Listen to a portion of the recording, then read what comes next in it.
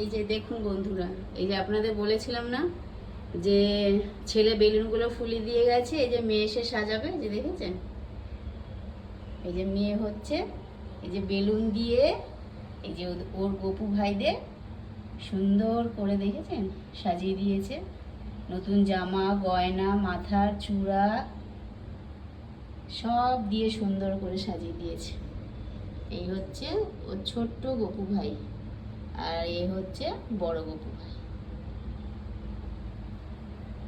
ওরও শরীরটা খারাপ, কিন্তু কি বললাম যে ও না সাজালে ওরাও মনে হয় ঠিক মন থেকে খুশি হয় না।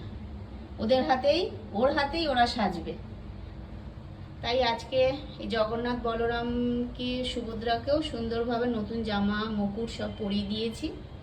ওদের মাথার ওপরে দুটো বেলুন দিয়ে দিয়েছে, এদের মাথার ওপরে 3টে বেলুন দিয়ে সুন্দর করে সাজিয়েছে।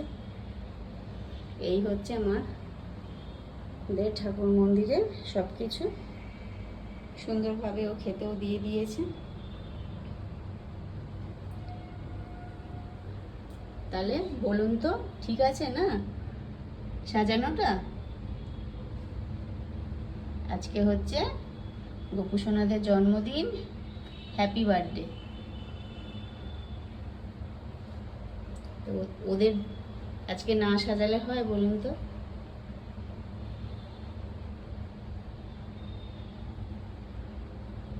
তাহলে আপনারা সবাই ওদেরকে আজকে উইশ করে দিন হ্যাপি বার্থডে, শুভ জন্মদিন বলে